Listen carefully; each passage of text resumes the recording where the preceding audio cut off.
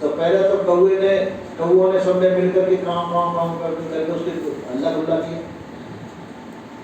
जब भी हंस नहीं हुआ वहां से, तो कौए ने सोचा तो चलो इससे मित्रता कर लेनी चाहिए। मित्रता करने में भलाई है। तो एक कौए ने जाके मित्रता का प्रस्ताव रखा उसके सामने, हंस के सामने, कि हंस जी महाराज, आपसे हम मित्रता करना चाहते हैं।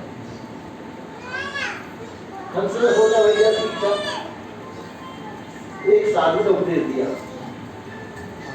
कि नीच कमीना दोस्ती मत करियो रे हंस। क्या हुआ? मांस तेरा हृदय देख जी, गली उड़ेंगे पंख। अरे हंस, ये नीच कमीना, इसकी दोस्ती मत कर। नहीं तो एक दिन ऐसा आएगा कि तेरा मांस तो देख ही में रंधेगा, तेरे पंख जो है गलियों में उड़ेंगे। जिन पंखों के दर्शन करने के लिए सब लोग आ रहे हैं, और तेरे दर्शन करने के लिए आज तेरी इस दुर्दशा को प्राप्त हुआ। तो उसने, हंस ने उस साधु की बात को सुना दी, और साधुओं की बात को सुनते बहुत कम लोग हैं। शराबी को जाकर के उपदेश यदि साधु देगा तो शराबी साधु की बात सुनेगा? तो इसी प्रकार से नहीं सुन सकता, तो उसके काम की नहीं बात। इसी प्रकार से हंस ने भी बात उसकी साधु की नहीं सुनी, और कौवे की दोस्ती बढ़ाता। एक दफा क्या होता है कि उसी डाली में जिसमें हंस बैठा हुआ था, उस डाली के नीचे आके एक बहेलिया सो गया, और कौवे ने नीचे की डाली में बैठ कर बीट करी, और बीट उसके मुंह पे गिरी। और कौवे की आदत होती है शरारत करके वहां से उड़ जाता है। इसी प्रकार से दुष्ट व्यक्ति भी शरारत करके वहां से उड़ जाता है, हट जाता है। तो उसने देखा कि अरे मेरे मुंह पे बीट कर दी, ऊपर देखा तो हंस बैठा हुआ है। अपने तीर कमान लिए उसने, तीर छोड़ दिया, हंस के तीर लगा, तीर नहीं, हंस नीचे गिर गया। हंस ने कहा कि भैया मैंने तेरे कोई अपराध नहीं किया, और तेने मेरे को क्यों मारा? उसने कहा कि अपराध तेने क्यों नहीं किया, मेरे मुंह पे बीट कर दी। उसने कहा बीट मैंने नहीं की। फिर उसको साधु का वचन याद आया। उसने ये शरारत इस कौवे की है, मेरी नहीं।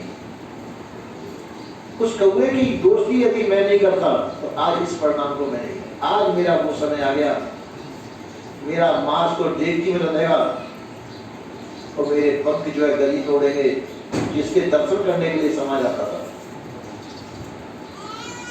इसी प्रकार से सज्जन पुरुष, हंस कहिए सज्जन पुरुष, कहते हैं कोट कुसंगत पाए नसाई। कुसंगत को पाके किसका नाश नहीं होता? अगर कोई सज्जन व्यक्ति किसी कुसंगत में फंस जाए तो इसी प्रकार से दुर्दशा को प्राप्त होता है। जैसे हंस जो है कुसंगत में पा करके दुर्दशा को प्राप्त हुआ,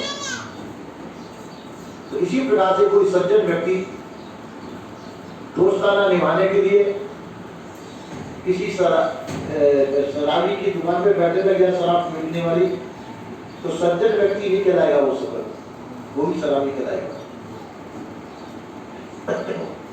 तो इसी प्रकार से आपका भी कोई मित्र हो जिसके अंदर सब बुरी आदतें हो, उसके साथ में बैठने से आपको ही बदनामी हो। या तो उसको सुधार देना चाहिए या उसका संग साथ छोड़ देना चाहिए। यह सज्जन व्यक्ति का काम है। तो इसी प्रकार से संत गुरुजन जो है अपने संगतियों को सुधारते हैं, उनकी बुरी आदतें छुड़ाते हैं, उनका नशा छुड़ा देते हैं, और सब चीजों को छुड़ा करके उनको सज्जन बना देते हैं। वो सज्जन ही हंस है। हंस का मतलब सज्जन व्यक्ति। इसी प्रकार से सज्जनता को जो ला दे वह संत है। किसी की दुर्जनता को मिटा करके जो सज्जनता प्रकट कर देता है वह हंस कहलाता है। तो हंस का मतलब एक सभ्य व्यक्ति, हंस नाम का एक व्यक्ति, पक्षी भी होता है, बड़ा सुंदर होता है, देखने में सुंदर ही लगता है, पर यहाँ हंस मतलब है सज्जन व्यक्ति। सज्जन व्यक्ति उसे कहते हैं जिसके अंदर सद्गुण सदाचार हो। सद्गुण सदाचारी व्यक्ति सज्जन व्यक्ति है। उस सज्जन व्यक्ति से समाज सुधर जाता है। उसके अंदर स्वयं सद्गुण होते हैं, उन सद्गुणों के द्वारा समाज को में सद्गुण पैदा करता है, समाज का भी सुधार करता है। सज्जन व्यक्ति उसे कहते हैं वो खुद भी सुंदर बने और समाज को भी सुंदर बनाए। तो आप कह सकते हैं कि समाज को सुंदर कैसे बनाए? क्या समाज को सुंदर बनाने के लिए सब घर एक जैसे बना दिए जाए, लैट्रिन भी इतना बना दिया जाए, सेटरूम भी इतना बड़ा बना जाए, सब घर के सब मकान सब कमरे बराबर बना दिए जाए? नहीं नहीं, वो नहीं। कमरे यथावत जैसा होने चाहिए वैसे ही रहने चाहिए। जिस जगह पर जैसा कमरा चाहिए वैसा कमरा होना चाहिए, वह घर सुंदर मालूम पड़ेगा। इसी प्रकार से जो व्यक्ति यथावत नीति कुशल है